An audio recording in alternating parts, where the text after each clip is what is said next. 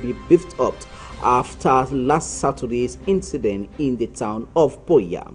And onto the northwest region, road users prime the Bamenda Food Market stretch now can pass with a sigh of relief after the market master, in collaboration with the Bamenda City Council, clear off piles of abandoned garbage heaps by the Hygiene and Sanitation Company, is in circulation and free flow of goods and services all across the food market part. Those were major stories. Hello there, this is High Prime of Monday, the 26th day of August 2024. For presentation, I am attending Larry Kevin Tabot.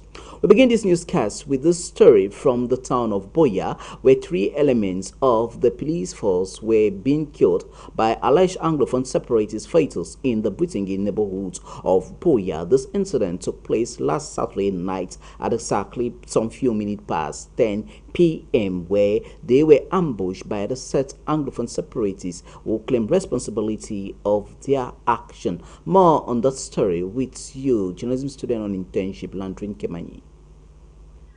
At least 3 police officers have been killed in an attack allegedly carried out by Anglophone separatists on Saturday, August 24, 2024, in Boya, the capital of the southwest region. This incident took place while the victims were on duty at a security post in Bitingi Market along the stretch of road leading to Munya. According to sources, 3 officers were severely shot while 2 others managed to escape. The said victims are identified to be second-grade police constable Luamanga from Boya 2nd District Police Station, Tabe from the 3rd District, and Beng from the Central Police Station, as it remains unclear whether the attackers suffered any casualties during the exchange of fire. It is worth noting that in recent weeks, separatist fighters have intensified their attacks on police officers across the Anglophone regions. As some weeks back, 2 police officers were ambushed and killed while guarding a bank in Bamenda, and another killed in Kumbo, Bui Division, by Anglophone separatists.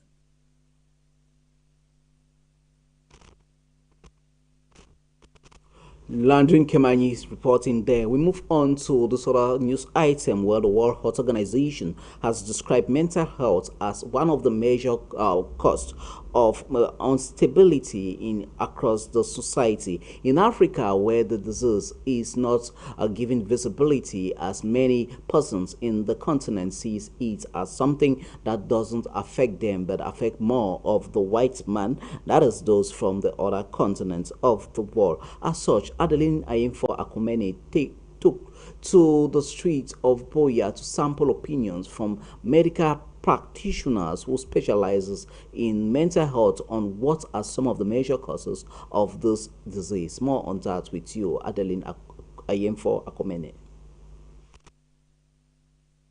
According to the World Health Organization's report of October 2022, most people in sub-Saharan Africa are left with no choice but to live with untreated mental health disorder or visit traditional practitioners for treatment, with 1,066,000 people estimated to be living with mental health conditions pre-pandemic. In 2017, there were 2,366.29 mental health disabilities per 100,000 in Cameroon's population, proving an alarming rise in mental health cases in the country. The World Health Organization insists mental health is directly linked to productivity, as such should be given maximum attention. Mental health happens to be one of the greatest public health challenges around the world today. Mental health is defined as the state of well-being in which every individual can realize his or her own potentials and can cope with the normal stresses of life and can work fruitfully and productively and is able to make a positive contribution to his or her community. So when we look at the concept of mental health, it's centered around productivity and fruitfulness, because every living individual strives for productivity. In this light, Cameroon's mental health policy, renewed in 2016, is fully engaged in creating mental health awareness, advocacy, and health promotion for individuals, families, and organizations to overcome ancestral myths by choosing the clinical approach considered ideal in the identification and case management. So, mental health is a major health problem, because WHO defines health as the state of complete physical, mental, and social well-being, and not the mere absence of a disease, meaning the mental health aspect is very crucial. So it's not about how you feel, how you think, how you act, but it's about how it affects your well-being and your productivity. So we have some concepts in our communities. We would have the clinical concept, which is the most effective because it's under the public health strategy that deals with early screening and detection. Before a young person is presenting with manifestations of poor mental health, there are underlying risk factors that if it was screened earlier, it could have been identified and prevented or managed. But now, because there was no surveillance system in place to identify these risk factors and prevent them, it has...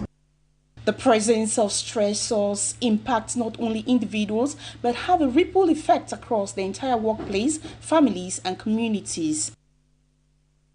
We identify social determinants. So some of the social determinants of poor mental health among vulnerable population include increased use of drugs, increased use of alcohol, promiscuity, increase in crime, increase in violation of law and human person. So these are some of the manifestations. Early pregnancy, like we said, stealing is in crime, and all the other factors. High school dropout. So you find out many youths who suffer from poor mental health do not thrive in the school system. So it's essential that effective preventive strategies are put in place. With the young people considered the life wire of the nation's productivity, it becomes imperative for more sensitization on mental health strategies, which is a great complement to the physical health, for there's no health without mental health.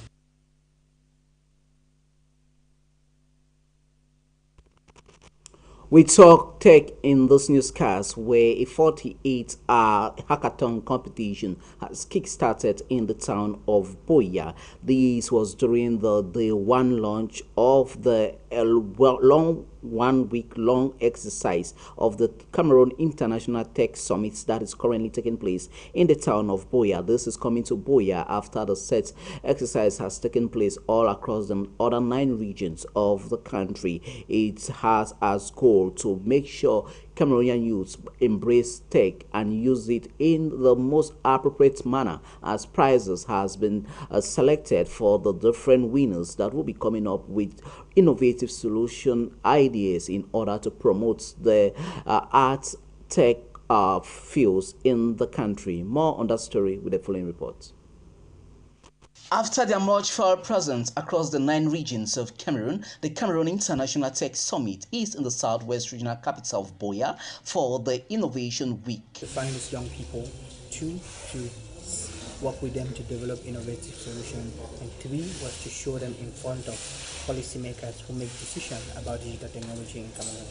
And for us, what we want to see is young people who can dream, we can visualize the possible future of creating companies, digital companies, becoming entrepreneurs. With young people who are mostly predominantly active personalities at the helm of innovation and solutions, the Cameroon International Tech Summit hopes to use this opportunity to put them at the pinnacle of success. I believe that Buea is a city that has 2 things. 1, a very high number of creative young people in music, art, fashion, design, and it has a very high number of technology geniuses, people building technology products and all of that. And for us, it was how do we use these strong points and find ways that these 2 industries, the creative industry and the technology industry, can work together, can innovatively collaborate to create impact in the creative industry to boost cultural export. With the gathering of 125 youth and 25 teams into the tech sector will be gunning for the varied cash prizes as stipulated. First prize is 1.2 million francs CFA. The second prize is 800,000 francs CFA. and the third prize is about 600,000 francs CFA. The special prize for women is about 250,000 francs CFA. This is what we'll be awarding to the winning teams here at Buoya Innovation. With the creative and technology industries that are being key to the growth of Cameroonian economy, the different teams will be having a 48 hours hackathon session where a remarkable solution will be provided for the best team will be competing at the national level for the competition in Yaoundé slated for the month of October 2024. Remain in the town of Buoya, where road users using the My16 Munya and My16 Mutengene stretch of road are now signing signs of relief after the road maintenance situation that was conducted recently by the officials from the Ministry of Transport and that of Public Works who took this exercise to make sure that the roads passage or traffic jam should be arrested at the appropriate manner following complaints from road users who have been using the My17 and stretch, as now they formerly had to spend a couple of hours just to get to their destination. This has captured the attention of our newsroom reporter for tonight, Aishamben. This is Buoya, the town of legendary hospitality. The bad nature of the road has left its denizens, visitors, and most especially road users devastated.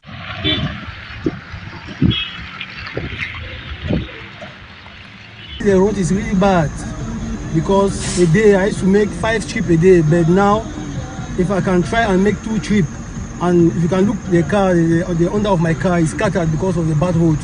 So I don't know where we are heading to. So pray to God Almighty to guide us, because for now we are really suffering. We are really suffering about the road. So the government should look about the situation.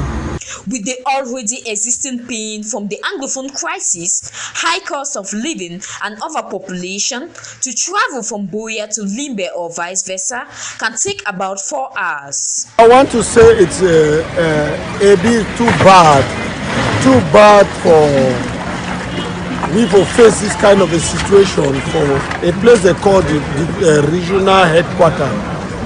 For enter, we get one single road for enter, and if we make 4 hours for enter, just for enter. Imagine, say, a patient dey for ambulance for go hospital. How you go enter Buoya, or how you go live for Buoya, if you take care. I want to feel, say, the government for this country, we think, say, now we papa, they get for care about we. And they don't expect, say, now we get for fix road because no be we road. And they don't expect, say, that council get for fix road because that road they call on a national road, and then they call on council road. If a road there for that level way they like how we faced yesterday, I think, say, the government get to sit up for do something. According to some road users, the worst nightmare is from My16 to My17. Situation here is very bad, very poor. So we are calling on the government to see if they can try and assist us to repair the roads, at least due to the fact that school is about to resume. If the road continues, stays this way, it shows that those of us living in My16, those students living in My16 will not be able to go to school because there's so much traffic and the taxis are refusing to come to My16 because they will be stuck in traffic. So the government will try and see if they can fix the road so it will enable us to go to school properly. However, recently some areas have been spotted along the stretch of roads where maintenance are being carried out.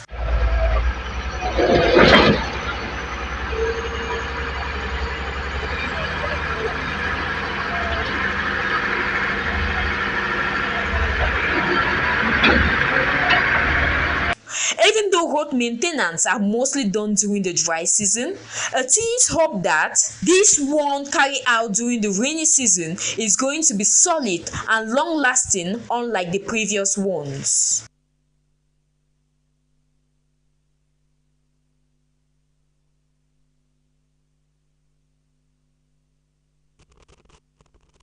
As technology keeps on evolving, so too is the telecommunication world keeps on evolving with the coming out of the different variety of telephones. This has captured the attention of our news reporter for tonight, who is interested on the continuous trend of the different telephone handsets that many people are gunning for. But according to health experts, these telephones comes with the health situation, as they say you shouldn't just take their sophistication for granted. More on that with journalism, more on that with our reporter for tonight, Sharon Congo. It is no secret that cell phone has become an integral part of our lives, but for some young people, it is a source of constant distractions and temptations that is from cyberbullying, sexting, addictions and distractions in schools. With this turn, some parents and guardians, most of them lament on the behavior exhibited by their young ones, as Erica explains. Don't use cell phone in a very wrong way. They don't know the main reasons. Some don't even know cell phones are used to do research. Cell phones are used to chat with people, which is very normal, to create conversations with people. Some need to do pornographic and to watch pornographic movies and films, which has greatly affected our youth nowadays. Because you hear a child of 13 years giving you different sex positions, telling you different way of sleeping with a partner or dating a partner when she's not even up to the dating age.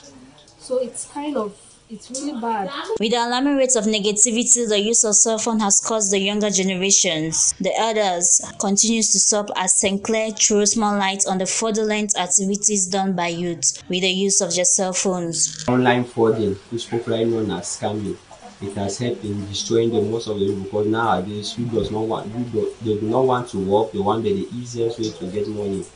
Now you find children of between the age of 17 to 20 having a car, having types.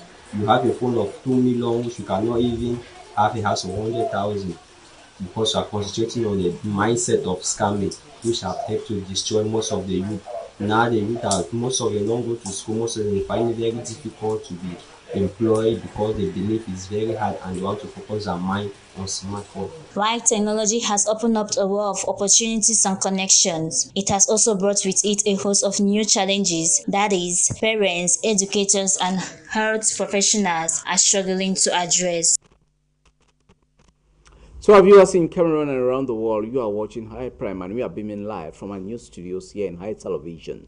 We move on to news from the northwest region of Cameroon, where after a considerable period of time where the stretch of roads along the Bamenda Foot Market Road was impassable, this has caused the kind intervention of the market master of the Bamenda Foot Market, Lang Flobert Ambe, alongside with the collaboration of the authorities of the Bamenda City Council, who has taken upon themselves to clear off the abandoned garbage that was abandoned by the Hygiene and Sanitation Company in Bamenda. This has gone a long way to free the circulation of traffic in that part of the nation. More on that in the following story. From chaos to civility, the Bamenda Foot Market, that has been a dumping site for the past months now, is no longer the same as this stretch of roads that was once saturated. Thus, notorious for congestion along the way has prompted the market master of the Bamenda Foot Market, alongside some other council workers of the Bamenda City Council, to come up with initiative to clear off the waste from the roadside. Talking about the food market in terms of the traffic on the roads, in terms of garbage disposal, let me start with the garbage disposal first.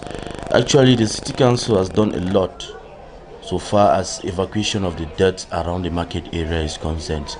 We came out with an idea where we had to sensitize all the traders, train them, teach them how to separate their waste so that we can better manage them. Waste that are being separated are better managed, because from this waste there's a lot of works from it, and the city council has proven it with examples, with tomato farms and all what we cultivated overside. The good qualities of farm products came out from the farms that we used, but these biodegradable waste which were collected from our markets and they were dumped into these farms and it was cultivated, and it went a long way to provide the needs in terms of tomatoes, in terms of cabbage, in terms of lettuce around the town, and it was so nice, and it's still going on up to now. With one of the key achievements attained, the Bamenda City Mayor is championing for the treatment of biodegradable waste across the Bamenda municipality. At the moment, we are making efforts to make sure that the biodegradable waste, which we collect from the separation of waste from the homes, we can use as manure. If you go behind you here, you will see we have crops in the council round the season. So what we're about to do here with this biodegradable, we're looking for a protocol agreement we'll be having with some communities where when this waste is sorted out, we take the biodegradable there, transform it into manure and produce crops. The food market street that is now gaining a befitting facelift has not been a bed of roses, as workers say they have been having a lot of setback from the different forces around the town. And some of the traders are taking the clearing of road personally. We have personal attacks on daily basis. So people should know that us working at the food market, we receive threats on daily basis because we are trying to clear the road. So appealing to the population to join us and make sure that they should implement this road. It should be free and accessible for everybody so that somebody can come and park the vehicle and get into the market and buy freely. As much is still needed to be done, the market master called on all for their utmost collaboration so as to push forward the development of the stretch. The population should know that selling on the road is wrong. There are so many incidents that have occurred on the road. Vehicles have hit people down on the road because they are on the road selling with wheelbarrows. Some even put their foodstuffs right on the floor. So for the past time, we have struggled to see how we can reduce and eventually eliminate this practice around our markets. As the new impetus has been injected into the once unpleasant site, that is the Bamenda food market, the different local stakeholders remain resolute in accompanying the Bamenda City Council achieving her goals. And on to news beyond the shores of Cameroon, we take you to the Southern African nation of Malawi, where 2 cases of the monkeypox virus has been detected in the Southern African nation of Malawi by the health experts in that part of the continent. This has caused health experts to embark on a massive and aggressive screening process in all entry points to the nation of Malawi. More on that with a journalism student on internship, Gita Mariana. Malawi has begun screening for monkeypox at all entry so as to prevent the spread of the virus. Just over a week ago, the World Health Organization announced the spread of the new strange monkeypox, a public health emergency concerned nationally, and thus African top public health agency to start vaccinating against monkeypox. Meanwhile, Malawi on her part says it is planning for a worse scenario, as not everyone will be vaccinated against the virus. Not until 2 cases were found in Malawi affected with the virus and thus began her own vaccination. These include a 31-year-old male who is being treated in the hospital and 17-year-old boy who is receiving care at home. Vaccine against mpox, but it is not given to just everyone like we are doing with the COVID-19 vaccine or cholera vaccine. This is only reserved for those that are at a very high risk. Malawi is one of the few Southern African countries that have so far managed the outbreak of monkeypox. A community health worker advised people who come across an infected person with monkeypox should avoid come in contact with the person and also avoid sharing any object that might transmit the monkeypox from one person to another.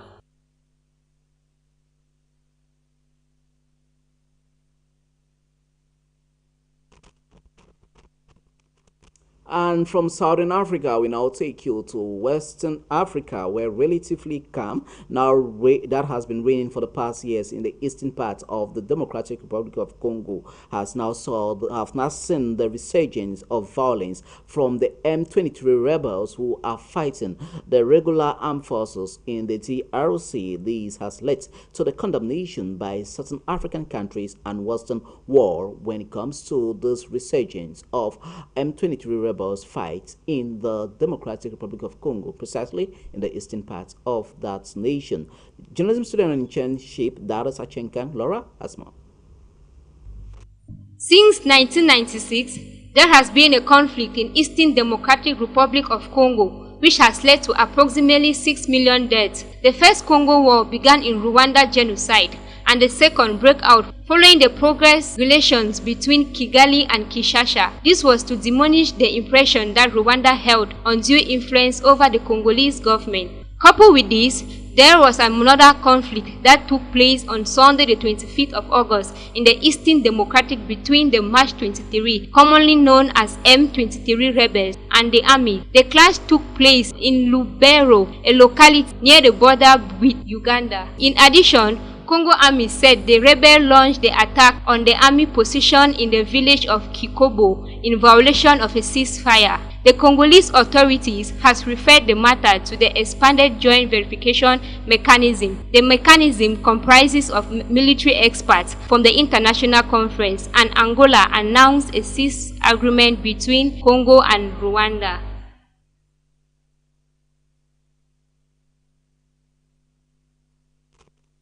And with that foreign news item on the resurgence of violence in the eastern part of the DRC, this is what concludes tonight's news package. As we thank you so much for the privilege of your company. Catch us tomorrow same time, same television channel. Until we come your way, good night.